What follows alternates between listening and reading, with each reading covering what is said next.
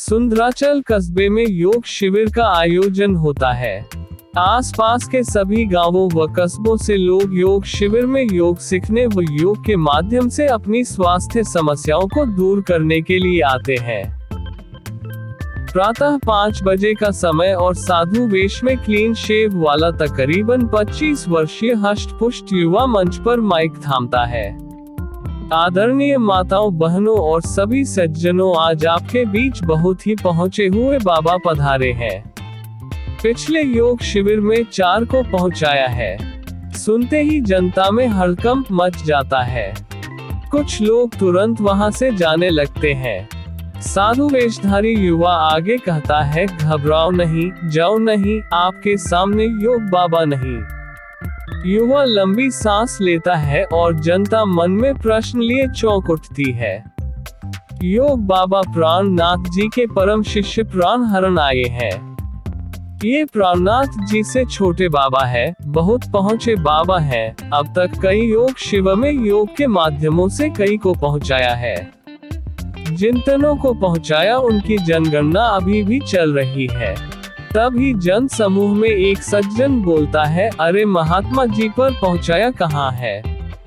जी उचित प्रश्न पूछा तो जवाब है स्वर्ग। साधु वेशधारी युवा ने बड़ी विनम्रता से उत्तर दिया। यह सुनते ही पीछे से बैठे हुए योग गुरु फुसफुसाते हुए कहते हैं, मूर्ख क्या बक रहा है? युवा का तुरंत अपने कथन का ध्यान आता है। जी, हमारे कहने का अर्थ है कि योग के माध्यम से स्वर्ग का रास्ता दिखाया है। सुनकर जनता राहत की सांस लेती है। तभी एक महिला खड़ी होती है। महात्मन, इन बाबा का नाम प्राणहरण क्यों है? देवी जी, इस सवाल का जवाब तो पता नहीं। शायद छोटे बाबा के कर्मों को देखते हुए ही बड़े बाबा प्राणनाथ जी ने इनका नाम प्राणहरण रखा है। किंतु आप ध्यान दें, बाबा प्राणहरण छोटे बाबा के नाम से प्रसिद्ध है। बाबा का नाम छोटे बाबा क्यों रखा गया है? महिला ने अपना अगला सवाल पूछा। यह इनका निक नेम है, जैसे होता है ना छोटा चेतन, छोटा डॉन, छोटा छतरी, ठीक वैसे ही इनको प्रेम से बुलाते हैं छोटे बाबा। जी सज्जनों, ये बड़े ही तपस्वी ज्ञानी योग कला में निपुण बहुत पहुँचे योगी हैं और योग कर करके ही बन गए छेड़छाड़ के रोगी है। चौंक कर एक युवती अर्थात कन्या रोगी है। सत्य बोलने के, लालच से दूर रहने के, माया मोह से किनारा करने के। बाबा के चरित्र पर किसी भी प्रकार की कोई शंका मत करो, अपितु पूर्ण रूप से बाबा को योग के लिए समर्पित कर दो। इसके साथ ही मैं यह माइक छोटे बाबा पूजनीय प्राणहरण जी को देता हूँ, जो कि अब अपनी योग विद्या से आपका मार्गदर्शन करेंगे। बाबा माइक थामते हैं।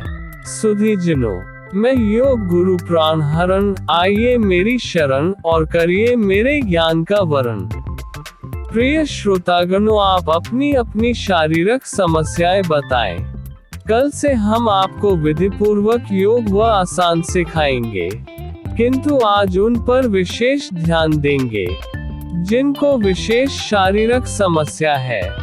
एक मोटी सुंदर युवती खड़ी होती है। बाबा, मुझे सांस लेने में प्रॉब्लम है। चिंता ना कर, सांस ही योग कला का मलहम है। सही बोले बाबा, सांस है तो आस है, और सांस से ही रास है। रास है मतलब बाबा। रास नहीं समझी? कोई बात नहीं, मैं मध्यरात्रि को भी योग सिखाता हूँ। आओगी तो जान जाओगी। बाबा, मुझे दमे की बीमारी है। वो तो होगा ही, तो अभी तक जो कुंवारी है। क्या? कुछ नहीं, चल दम लगा। क्या बाबा? दम लगा के सांस ले। सुनकर युवती छाती फुलाते हुए जोर से सांस लेती है। और जोर से अब निकाल। बाबा ध्यान से युवती को देखते हुए निर्देश देते हैं। अब राहत मिली, अगर ना मिली हो तो कोई बात नहीं। ध्यान रख, बाबा रात को भी योग सिखाते हैं। सांस की कोई समस्या कभी ना होगी। चलो अब किसी और जान को कोई शारीरिक समस्या। एक अति सुंदर पतली दुबली युवती खड़ी होती है। बाबा हॉट में प्रॉब्लम है। तुझे देख तो किसी के भी हॉट में भी प्रॉब्लम हो जाएगी कन्या। क्या कहा बाबा? कुछ नहीं स्वीट हॉट। क्या कहा बाबा आपने स्वीट हॉट? मेरे कहने का अर्थ है कन्या स्वीट खाने से भी हॉट में प्रॉब्लम हो जाती है। पर स्वीट खाने से तो शुगर होती है बाबा। एक बात बता कन्या, डायबिटीज के मरीज में शुगर कहाँ होता है? ब्लड में होता है बाबा। और ब्लड कहाँ साफ होता है? हॉट में। तो शुगर कहाँ जमा होगी? हॉट में। तो फिर कहलाए ना तुम स्वीट हॉट। हाँ बाबा।